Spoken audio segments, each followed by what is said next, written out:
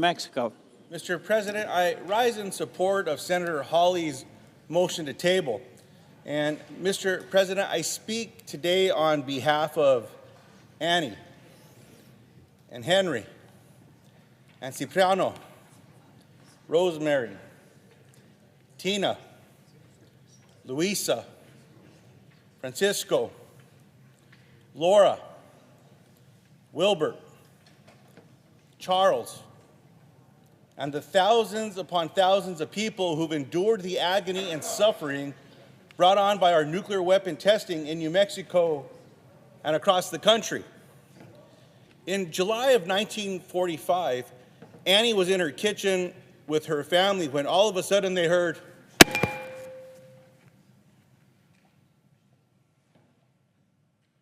the next second they were on the floor, holding on to one another, trying to comfort each other. Because around them, windows were shattering and walls were crumbling. When they went outside, they thought that it started to snow, but it was ash falling from the sky. Some families that were away from the community later that night returned only to find clothing that they were hanging on a drying line full of this ash that they didn't know where it was coming from. Both Annie and her youngest sister, Marcy, were the only two children living in their little home, their casita in Capitan, New Mexico. Both have died from cancer. Henry was just 11 years old when the bomb went off. He recalls thinking the world was ending. Henry watched as his brother, his nephew, and niece all died of cancer. He was diagnosed with cancer at the age of 63. I'm sorry to say that we lost him in 2022. And it's not just the downwinders that were impacted. Cipriano worked in a uranium mine for 8 years. Now, the personal protective equipment he was given, a single paper mask, one per shift. That mask was useless into the first hour because it would get covered with something that we've known to be called as yellow cake, the particulate from the uranium mine ore that would cover everything, including places where some of these uranium mine workers would go to have their lunch and they would try to clean the dust off, but they could never keep up with it because it just kept accumulating. Some folks were told, just wait till you get home to shake the yellow cake, the dust off your clothing, because in those mines, sometimes they would spread water in those mines to keep the particulate down. Well, it got the miners' clothing wet. So the yellow cake would stick to it, hard to peel off. So wait till you get home and it dries to shake it off. Many of these families, namely the Navajo uranium mine workers, lived in a one-home generational house.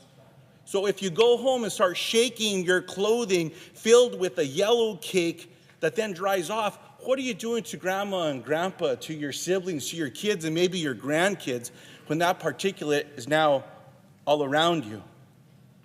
Cipriano lived with shortness of breath since he was in his 20s. Later, he developed pulmonary fibrosis, kidney failure, and eventually needed a kidney transplant. He too sadly passed away. All of these stories, medical traumas, and generational pain are happening on our watch. And while millions of people flocked to the theaters this summer to see a big blockbuster that told a story about this Trinity test that took place. Some of us know what that is. Trinity test, which took place in the Tularosa Basin, the first place that a nuclear bomb was set off on American soil to test it. But not much was mentioned about these families who are dying from cancer today. You know, some Navajo elders, some women, some grandmas as we call them, came to Congress when I was a member of the House to testify.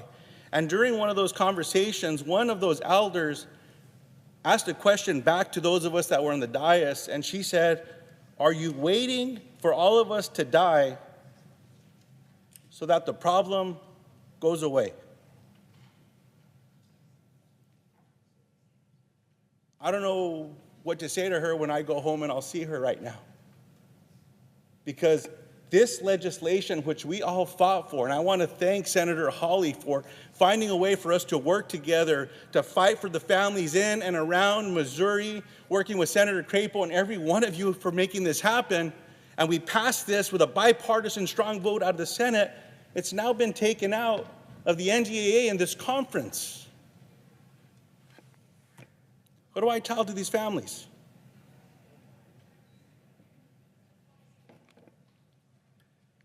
There's a lot that I've learned in this body. The challenges and frustrations that exist for our constituents, for each and every one of us on occasion, but I've also learned that, especially here in the Senate, that the fight is never over, that there's always something that can be done. When I listen to the brilliant parliamentarian team, and they teach me on how I can do my job better for the people that I represent. I know that a yes vote on this might be challenging. But to families and states all across America, what can we do to help them? In the same way that this body came together to pass incredible pieces of policy to help victims due to exposure. I will point most recently to an action that Congress took after 9/11 when we got together in a bipartisan way and we said we're going to pass the Zadroga Act. And that act was not only passed once, but then it was extended for like 90 years. Because it was the right thing to do. And it cost some money. But it was the right thing to do. There's a liability from the United States of America to these families. I believe that the CBO should actually be using this as a pay-for. Because when there's a liability from the United States of America and you fix it, it actually creates credit, a path forward to pay for everything else. But for some reason, the CBO does not release disaggregated data to help us better understand what's happening here. So, Mr. President, I plead and I urge with my colleagues that we find a way to do the right thing here, that going forward we find a path to get this done. And I want to say thank you to all the staff and the members who know about these families now. You've taken time to understand them, and many of you have given me advice on how we can do things better, and I thank you for that. The families thank you for that. So I hope that this fight will not be forgotten. I urge my Republican and Democratic leadership to work with us to help pass the Radiation Exposure Compensation Act amendments. I thank Senator Hawley, and I yield back my time. Mr. President. Senator from Missouri. Mr. President, I want to add a few words to my friend Senator Lujan's eloquent statement of the need to do justice to these good Americans who have, let's just tell it like it is, been poisoned by their own government, who have been exposed to nuclear waste, nuclear radiation by the United States government, by the United States Defense Department. These Americans are happy to do their part for national security. They're proud of what they've done for their country, but they deserve to be recognized, and they deserve to be compensated. And so I want to add again my voice in support of justice for these Americans. And I want to say again to this body that it is wrong to turn our backs on these tens of thousands of Americans who have given their health and in many cases their lives for their country and not been recognized for it, in many cases not been compensated for it, and now they're told that because of the actions of this body, because of the conference report, because of a backroom deal struck in conference, this program that compensates victims of nuclear radiation will soon expire. And tens of thousands of Americans who have relied on this program for 30+ years for life-saving help and treatment will get nothing. The lights will go dark, and these Americans will be turned out into the cold. And thousands more, like the residents of my state and New Mexico and other states around this country that deserve compensation, will get nothing. That is not acceptable to me, Mr. President. It is not right.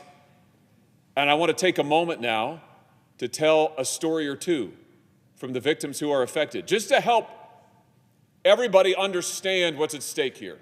Because I know this is the National Defense Bill, and if I've learned one thing about this bill, it is the suits always get paid. The corporations, they always get paid. The defense contractors, they always get paid. They come out great in the end. It's amazing. It's a law of Washington, ironclad. If you're a big corporation, you do defense work, you're going to be fine. This body will take care of you. But will we take care of the men and women who don't otherwise have a voice in this body?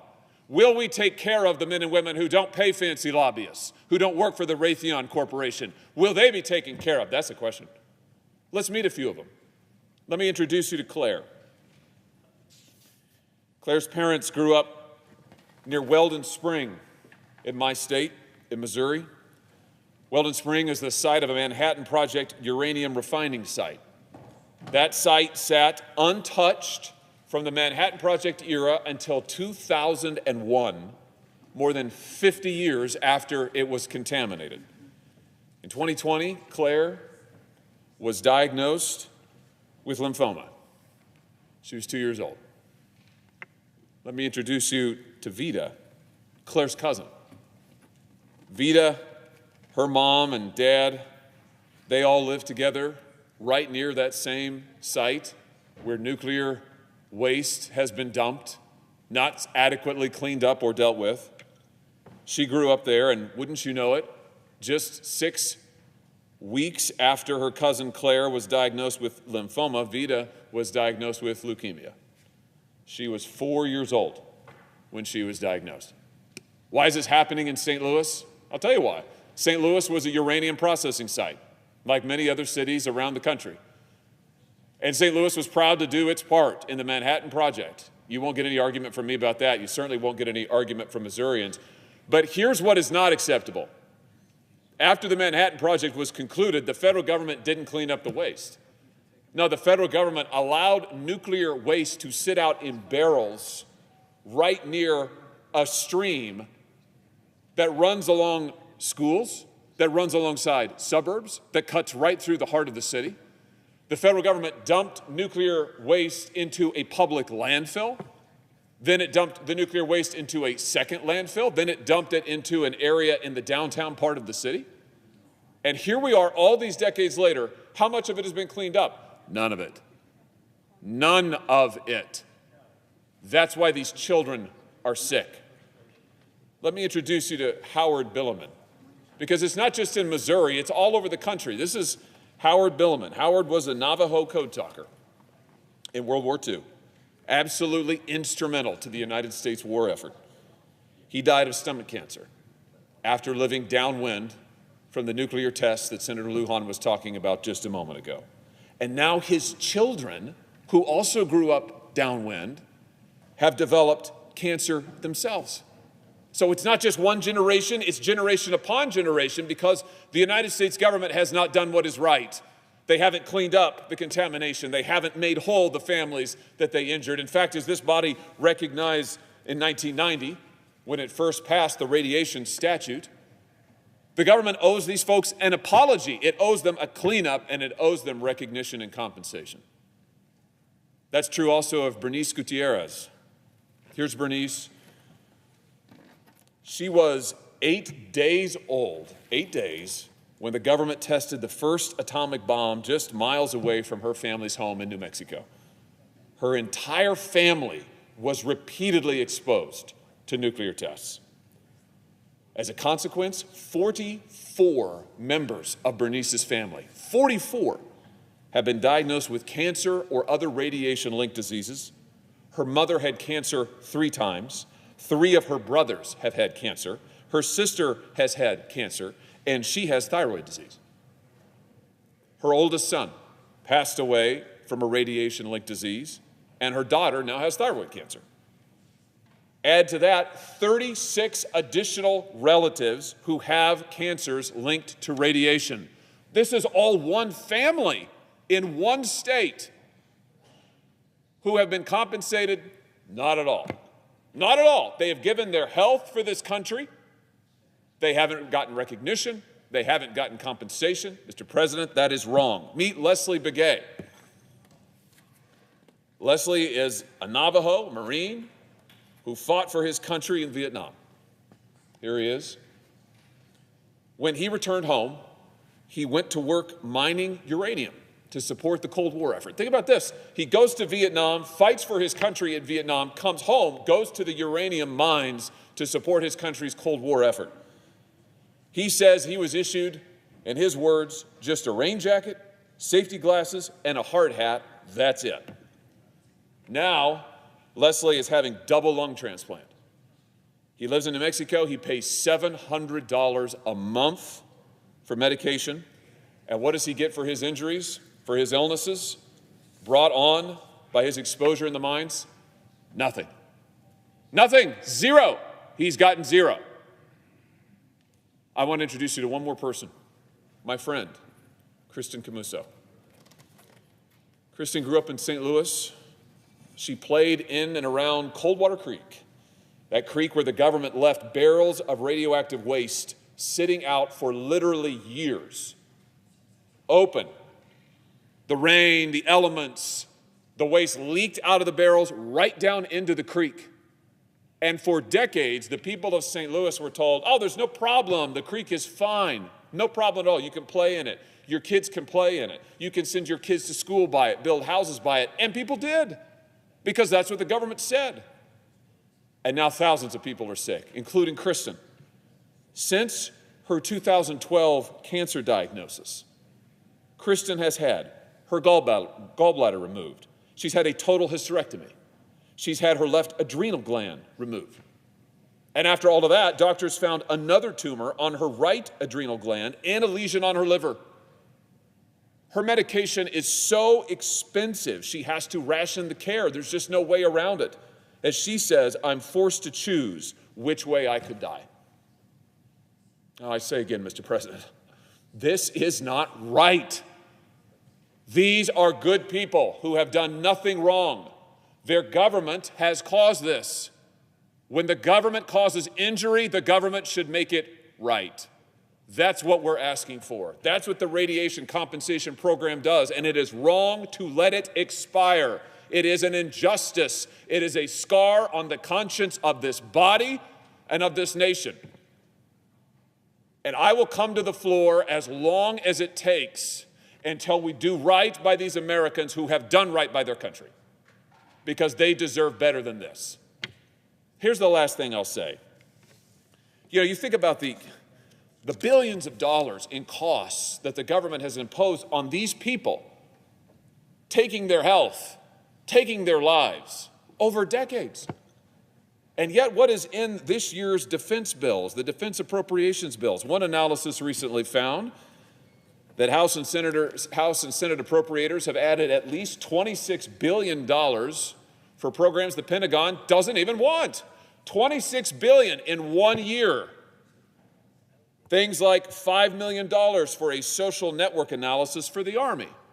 $4 million to research the impacts of soil structures on hydrology. $12 million for new snow removal equipment. Or here's my favorite. $15 billion inserted by senators, $15 billion with a B, in 1 year, $15 billion for 636 weapons projects the Pentagon did not request. 636 weapons programs the Pentagon doesn't request. But yet we don't have a dime for these people. We don't have a dime for the people exposed to nuclear waste and radiation by their own government. No, Mr. President, this is not right. It is not right. And I am not willing to accept it. And Senator Lujan is not willing to accept it. And I urge the members of this body, do not be willing to accept it. We must reauthorize this program. We must do right by these Americans. They deserve it. This isn't a welfare check. This is justice. It's what they deserve. It's what they have earned.